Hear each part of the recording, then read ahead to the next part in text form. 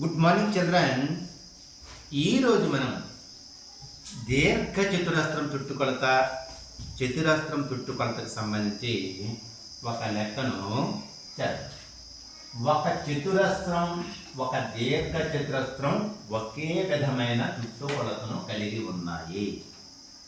చతురస్రం ఒకవైపు 16 మీటర్లు, దీర్ఘ చతురస్రం పొడవు 18 మీటర్లు అయినప్పుడు దీర్ఘ చతురస్రం వెడల్పు ఎంత? దీనికి ఆన్సర్లు ఏ 14 మీటర్లు, బి 15 మీటర్లు, సి 16 మీటర్లు, డి 17 మీటర్లు. చతురస్రం చుట్టుకొలత దీర్ఘ చతురస్రం చుట్టుకొలత సమానమట. చతురస్రం యొక్క ఒక పక్క అంటే ఒక భుజము 16 మీటర్లు ఉన్నాడు. అంటే చతురస్రం అంటే ఏంటి? 4 భుజాలు పొడవులు సమానంగా ఉంటాయి కాబట్టి అది చతురస్రం. దీర్ఘ చతురస్రం యొక్క పొడవు 18 మీటర్లు ఇచ్చాడు. ఎదురెదురు భుజాల పొడవులు సమానం. ఇక్కడ ఈ భుజము పొడవు, ఈ భుజం పొడవు సమానం. దీన్ని వెడల్పు అంటారు. ఇప్పుడు ఈ వెడల్పు ఎంత అంటారు. ఓకేనండి. ఇప్పుడు మనకి ఏమన్నాడు?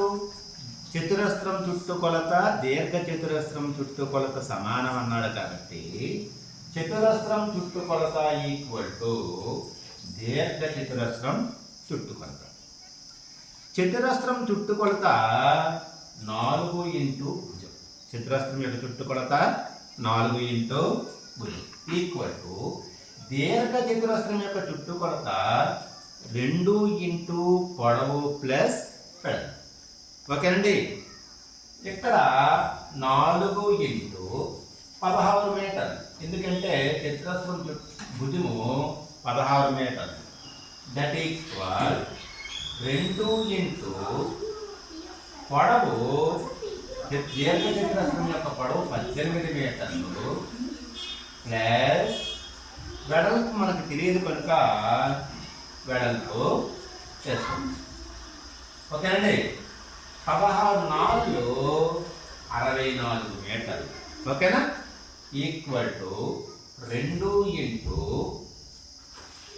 18 మీటర్లు ప్లస్ 10.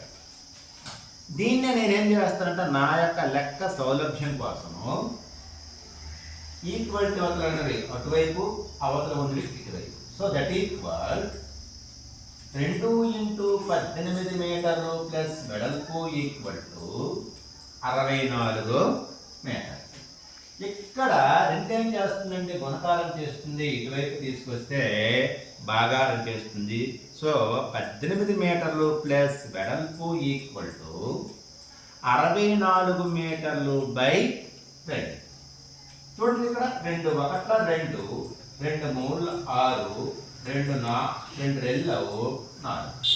సో 18 మీటర్లు ప్లస్ వెడల్పు ఈక్వల్ టు 32 మీటర్లు వచ్చింది. ఇక్కడ 18 మీటర్లు అనేది కూడుకు చేస్తుంది, ఇటువైపు వస్తే తీసివేసి చేస్తుంది. కాబట్టి వెడల్పు ఈక్వల్ టు 32 మీటర్లు మైనస్ 18 మీటర్లు. వెడల్పు ఈక్వల్ టు 14 మీటర్లు. ఓకేనండి. ఆన్సర్ ఏ